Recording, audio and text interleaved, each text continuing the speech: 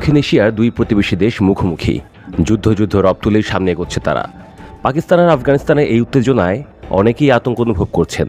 কেউ বলছেন এর পেছনে আছে ভারতের হাত, কারো মতে পুরো কলকাঠি নাড়ছে আমেরিকা। তবে এসবের মাঝেই সীমান্ত উত্তেজনা চলছে। সেখানে দাঁড়িয়ে প্রশ্ন উঠছে, যুদ্ধ লাগলে জিতবে কে? কার সামরিক শক্তি বেশি? কে কতটা প্রস্তুত যুদ্ধে? সেই দুই দেশের শক্তি তবে দেখে নেওয়া যাক সংখ্যা আর অভিজ্ঞতার আলোকে।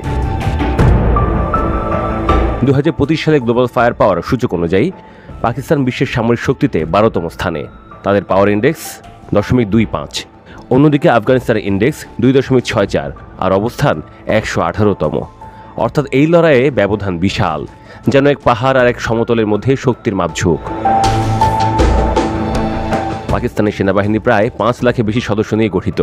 সক্রিয় বাহিনী, রিজার্ভ, আধা সামরিক সব মিলিয়ে এই অঞ্চলে অন্যতম শক্তিশালী বাহিনী তারা। তাদের হাতে আছে আধুনিক ট্যাঙ্ক, রকেট সিস্টেম, সাঁজোয়া যান, এমনকি নিজস্ব যুদ্ধবিমান তৈরির সক্ষমতাও। অন্যদিকে আফগানিস্তান দীর্ঘ যুদ্ধে বিধ্বস্ত এক দেশ।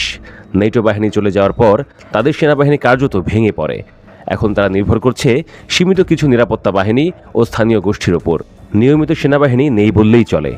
দক্ষিণ এশিয়া বিষয়ক বিশ্লেষক অবসরপ্রাপ্ত কর্নেল সামির রহমান বলছেন, প্রশিক্ষণ আর প্রযুক্তির দিক দিয়ে পাকিস্তান অনেক এগিয়ে। তাদের সৈন্যরা যুক্তরাষ্ট্র, চীন ও তুরস্কের সহযোগিতায় আন্তর্জাতিক মানের প্রশিক্ষণ পায়। আফগানিস্তান সেখানে একেবারেই পিছিয়ে। প্রতিরক্ষা বাজেটেও দুই দেশের মধ্যে বিশাল তফাৎ।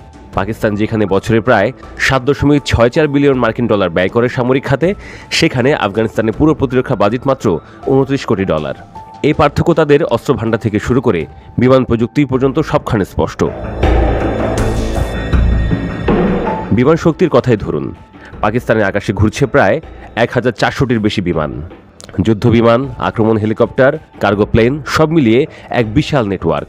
অপরদিকে আফগানিস্তান মাত্র 9টি বিমান নিয়েই আকাশ রক্ষা করছে, তাও অনেক সময় মেরামতের অভাবে উড়তেই পারে না। এবার আসি নৌবাহিনীতে। আফগানিস্তান যেহেতু সমুদ্রবিহীন দেশ, সেখানে কোনো নৌবাহিনী গঠনই সম্ভব নয়। আর পাকিস্তানে ভারত মহাসাগর উপকূলে রয়েছে শক্তিশালী ও কার্যকর নৌবাহিনী।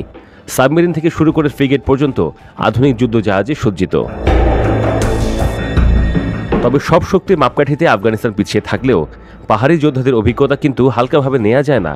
শত বছরের যুদ্ধ তাদের দিয়েছে গেরিলা কৌশল আর প্রতিকূল ভূখণ্ডে টিকে থাকার অদ্ভুত দক্ষতা। সীমান্ত সংঘাতে সে অভিজ্ঞতায় অনেক সময় পাকিস্তান সেনাদের জন্য চ্যালেঞ্জ হয়ে দাঁড়ায়। বিশ্লেষকদের মতে পাকিস্তান আজ আঞ্চলিক সামরিক ভারসাম্যের অন্যতম স্তম্ভ। চীন ও যুক্তরাষ্ট্রের সহযোগিতায় তারা দ্রুত আধুনিকায়নের পথে। আর আফগানিস্তান রাজনৈতিক অস্থিরতা, দুর্বল অর্থনীতি আর আন্তর্জাতিক সহযোগিতার অভাবে তাদের পুনর্গঠনের পথ এখনও কণ্টকাকীর্ণ। তবে যুদ্ধ শুধু অস্ত্রের নয়, এটা টিকে থাকার লড়াইও।